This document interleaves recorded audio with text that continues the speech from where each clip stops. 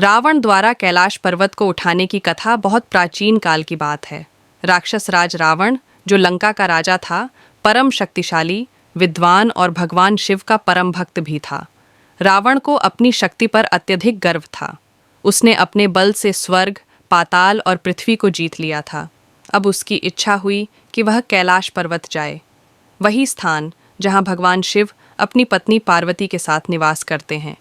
जब रावण कैलाश पर्वत पहुंचा तो उसने भगवान शिव से भेंट की इच्छा प्रकट की, लेकिन नंदी, भगवान शिव के वाहन और भक्त, ने उसे रोक दिया और कहा, भगवान शिव ध्यान में हैं, कोई उन्हें इस समय नहीं मिला सकता। रावण को यह बात अपमानजनक लगी। वह क्रोधित हो गया और बोला, यदि मुझे भगवान शिव के दर्शन नहीं हो सकते तो मैं पूरे कैलाश पर्वत को ही उठाकर लंका ले जाता हूँ। वहीं भगवान शिव से भेंट करूँगा। उसने अपने विशाल बाहुबल से पूरे कैलाश पर्वत को उठाने का प्रयास किया।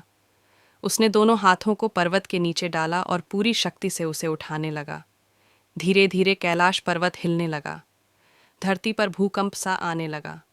देवता घबरा गए। पार्वती माँ भयभीत हो उठी, लेकिन भगवान शिव तो सर्वज्ञ और सर्वशक्तिमान है। वे समझ गए कि यह रावण का अहंकार बोल रहा है।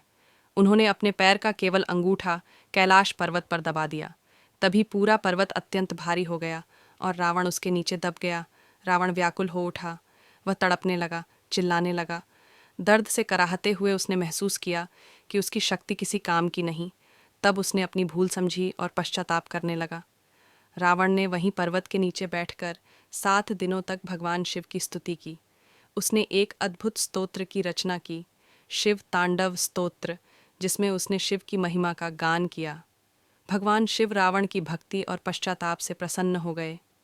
उन्होंने रावण को क्षमा किया और वरदान दिया कि तू मेरा परम भक्त है। तेरे इस स्तोत्र को जो भी भक्ति से पढ़ेगा वह मेरे प्रति विशेष कृपा प्राप्त करेगा। इस प्रकार रावण को मुक्ति मिली और भगवान शिव ने उसे आशीर्वाद देकर पुनः लंका लौटने की अनुमति दी।